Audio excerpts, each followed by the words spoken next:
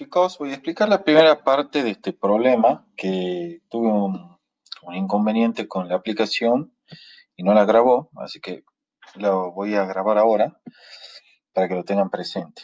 Y la única parte que me había faltado que se me grabe es la de introducción donde leo el enunciado y explico rápidamente. Es el problema 2. Dice, una partícula de masa m de 2,00 kilogramos se mueve sobre una superficie horizontal áspera con un coeficiente de roce dinámico de 0,10. En el instante tiempo t0 igual a 0, su velocidad es v inicial igual a 1,0 metro por segundo versor y comienza a actuar sobre ella una fuerza F en la misma dirección y sentido que v sub 0. El modo de la fuerza F aplicada varía con el tiempo, como se muestra en el gráfico que está aquí indicado con el cursor. Bien, acá está la lista con todos los datos del problema, la masa, el coeficiente de roce y la velocidad inicial aquí indicada. Lo único que quiero explicar es lo siguiente. Como en todo problema de física, siempre empezamos por un dibujo. En ese dibujo se aprecia la masa m que desliza sobre una superficie rugosa horizontal que está aquí hechurada en negro, ¿sí? Y fijo, como siempre, mi sistema de referencia, que tiene origen en el punto O que está aquí indicado y que como siempre lo vamos a fijar en un punto que no coincida con la posición de la masa m. Así queda claro que nuestro sistema de referencia es algún punto en la superficie sobre la cual desliza esta masa, ¿sí?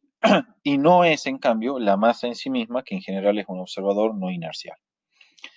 La elección de ejes, aquí yo tengo libertad para hacerla como yo quiera. En otros problemas a veces me la imponen, me dicen, por ejemplo, que el eje X está orientado de sur a norte, o de este a oeste, o el eje Y va en dirección noroeste, etcétera. Bueno, aquí no me imponen la dirección del eje horizontal, entonces yo elijo que mi eje X vaya hacia la derecha, ¿sí? Como está aquí indicado. Aquí está el sentido positivo hacia la derecha. Este es el origen de mi sistema y el eje Y en su dirección usual hacia arriba.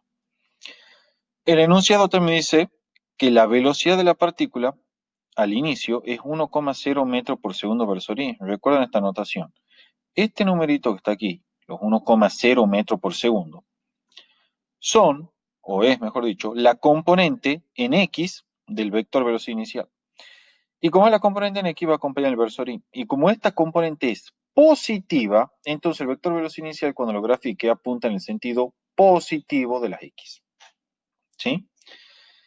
Una aclaración importante también es la siguiente. El mismo enunciado me garantiza que la fuerza F aplicada sobre la masa m actúa en la misma dirección y sentido que la velocidad inicial. Entonces, si la velocidad inicial va hacia la parte, apunta hacia la parte positiva del eje X, el vector fuerza también apuntará hacia la parte positiva del eje X y tendrá el siguiente, o la siguiente, mejor dicho, forma vectorial, que es f vector igual a fx de t, porque es una función del tiempo, la componente en x de la fuerza cambia en el tiempo, versor y, ¿sí? No hay ni componente y ni componente z, porque si hubiese acaso componente y o componente z, entonces el vector f no podría estar a lo largo de la dirección del eje x y por tanto no estaría a lo largo de la dirección del vector velocidad inicial como me dice el enunciado. Por último, acá vemos que como este vector tiene una única componente y esa componente es positiva, lo sé que es positiva porque el vector f apunta hacia el lado positivo de las x, entonces vamos a tener que, disculpen, el módulo de la fuerza, sabemos que es igual a la raíz cuadrada de f sub x al cuadrado, más, también si quieren, f sub y al cuadrado más f sub z al cuadrado y le hacemos la raíz cuadrada. Pero como la componente ni y z, es decir, f sub y f sub z son cero, porque este vector fuerza solo actúa a lo largo del eje x, entonces me queda esta expresión reducida simplemente a la raíz cuadrada de f sub x al cuadrado. ¿Sí? Entonces, esto ya lo saben del ingreso, escribir la raíz cuadrada de un número al cuadrado y lo mismo que dar del valor absoluto f sub x. Y como sabemos que el vector fuerza apunta en la dirección positiva de las x, sabemos que el f sub x es positiva. Por lo tanto, hablar del valor absoluto de f sub x es lo mismo que hablar de f sub x. En definitiva, se verifica que el módulo de f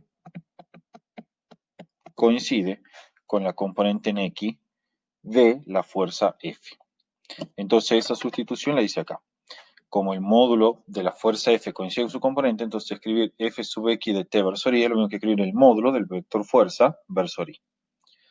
Bien, con eso, chicos, ya está toda la explicación preliminar del problema y lo que sigue a continuación es simplemente resolverlo, empezando por el primer apartado, que es el cálculo de la impulsión neta en el intervalo de tiempo que va de 0 a 10 segundos. ¿Sí? En este caso, sí también quiero recalcar que, como les dije en el repaso teórico, siempre la impulsión neta, así como el cambio del momentum lineal, que es el P, ¿sí? Es decir, el delta de P, se calculan siempre en un intervalo y no en un instante dado. ¿Sí? Bien, todo lo que sigue a continuación, chicos, está explicado en la segunda parte de este video y que sí se grabó correctamente.